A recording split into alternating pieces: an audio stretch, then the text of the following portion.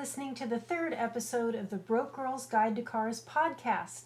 And today I'm going to talk about 5 ways to volunteer with your car, just in time for Giving Tuesday, but it's something you can do year round. So let's get started.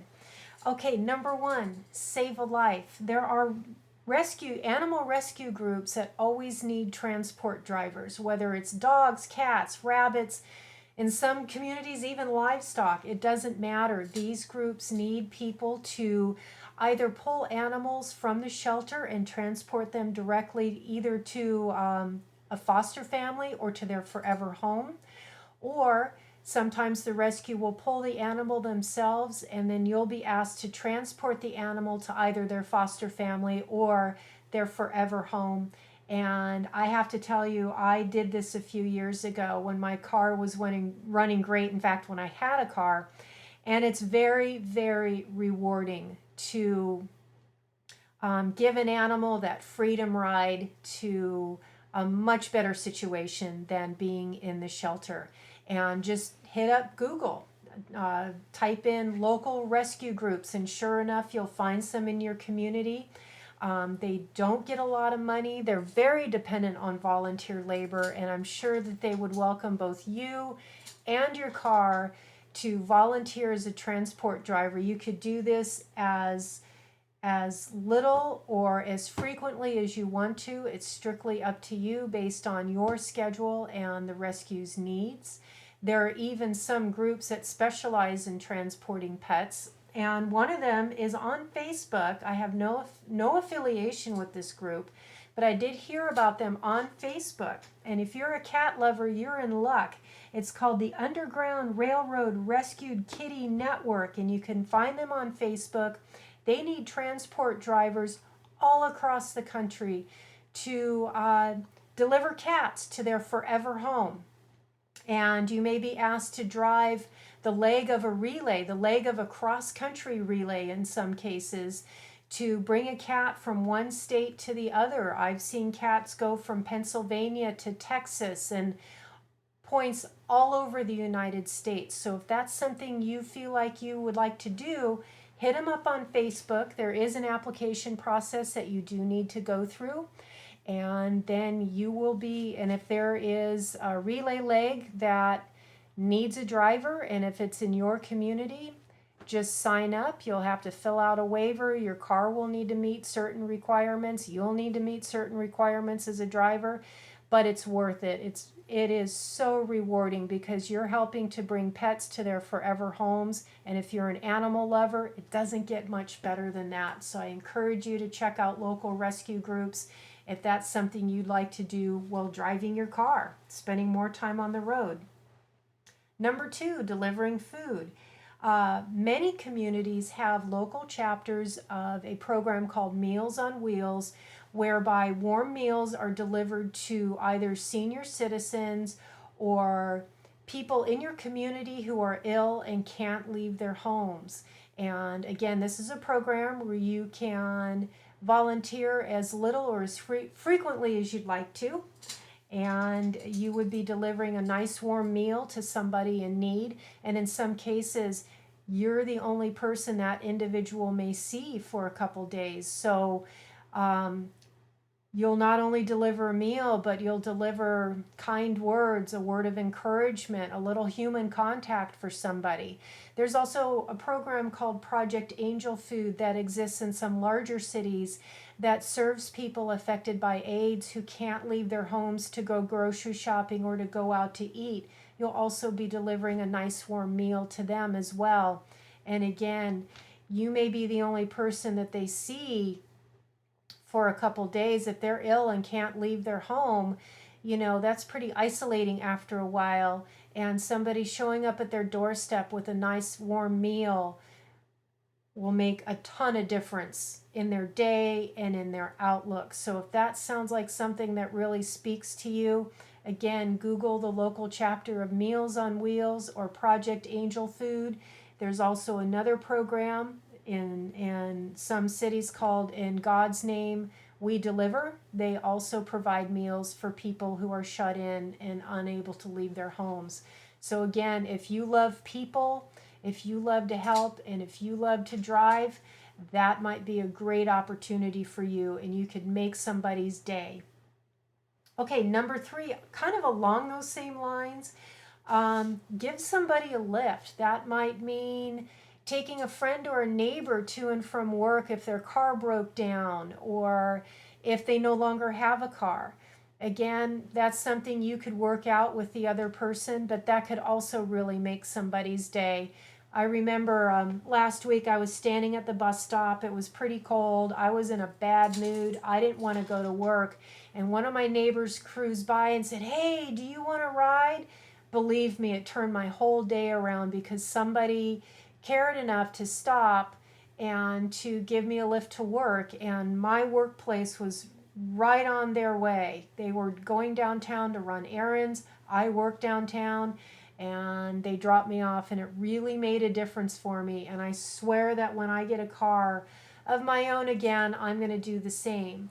And that's something you could either do informally with neighbors or friends, or if you want to do it on a more formal basis, you can sign up with a local nonprofit that helps people with job placement, for example. Sometimes their clients are looking for work or they're undergoing job training, and maybe that isn't necessarily compatible with a public transit schedule. Maybe somebody needs a lift to a job interview that could potentially change the direction of their life.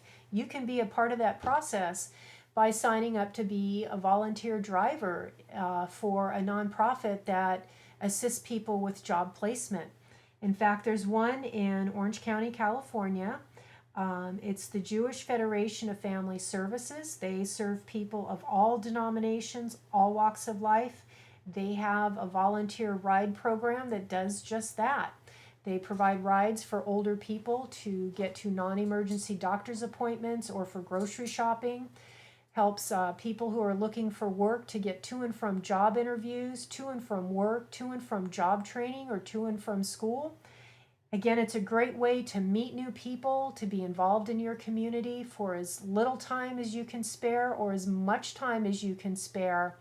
And again, Google your local chapter of Jewish Federation and Family Services and see if they have a need for volunteer drivers. In some communities, the volunteer program is known as Silver Streak Transportation. But again, reach out to that organization, see if they need help. In fact, there may be other faith-based organizations in your community that you'd like to help out with that also have a need for volunteer drivers. If that's something that moves you, go for it. There is always a need. There's always somebody out there that will need a ride, and that person will be so grateful to you. You will make their day.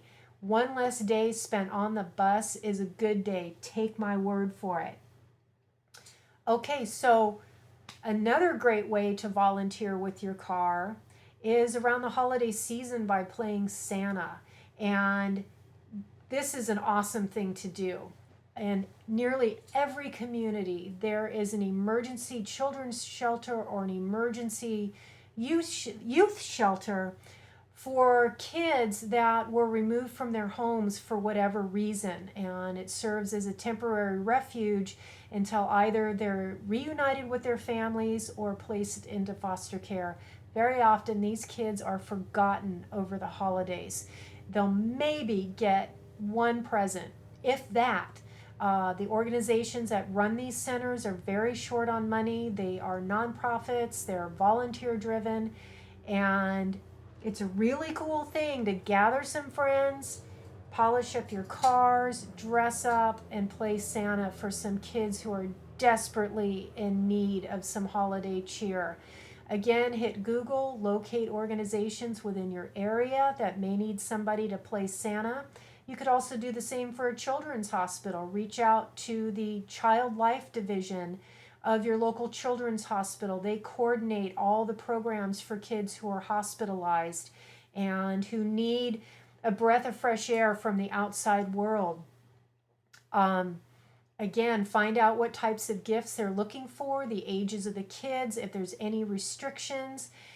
Do a little bit of shopping. You don't have to get a ton of gifts, but do a little bit of shopping, gather some friends, polish up your cars, dress up, and blow a kid's mind. It's awesome. It is a great way to bring in the holiday spirit, and you'll be showing some pretty special kids that they're not forgotten over the holidays. And that means, oh, you could mean a world of difference to a kid in need. So think about that if that's something you'd like to do. Finally, you could also provide treatment transport for somebody. Local chapters of the American Cancer Society are always looking for volunteer drivers to bring people to and from chemotherapy and radiation treatments. If that's something you would like to do, again, reach out to the local chapter of the American Cancer Society, and you'll be not only meeting new people, but you could potentially make somebody's day just by being there. Being ill is very isolating, it's very frightening. And if you have the heart to work with people who are quite ill and who are quite scared, you could really change the direction of their day, not only by just giving them a lift to and from treatment, but also listening to them too. Just by being there and lending an ear, you could really make a difference in a person's life, and you could really make a difference in the direction of somebody's day. And when somebody's ill like that, they don't get out very much. They don't have a lot of human contact. And that 10 minutes, half hour that they spend with you going to and from treatment could really make their day. It could make their week. So if that's something that really speaks to you, reach out to your local chapter of the American Cancer Society. See if they need your services as a volunteer driver, and make somebody's week. Okay, so the one commonality these activities have, besides obviously you needing to have a car, you will have to be able to clear a background check.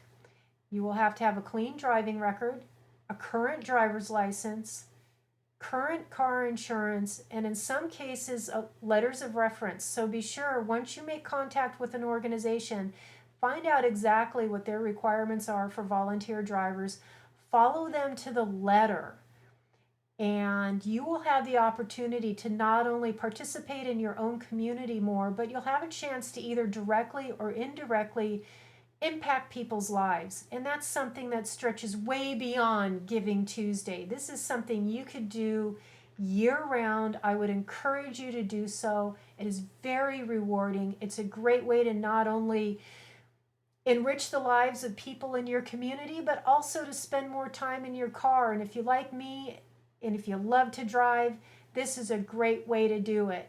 So again, I encourage you to reach out to local organizations, see if there's a good fit between your schedule and their needs, and go forth and make someone's day. Okay, so that's it. That wraps up this third episode of the Broke Girls Guide to Cars. Thank you for listening. You could find my blog at the Broke Girls Guide to Cars. You could also find me on Instagram and Twitter at Elaine Loves Cars.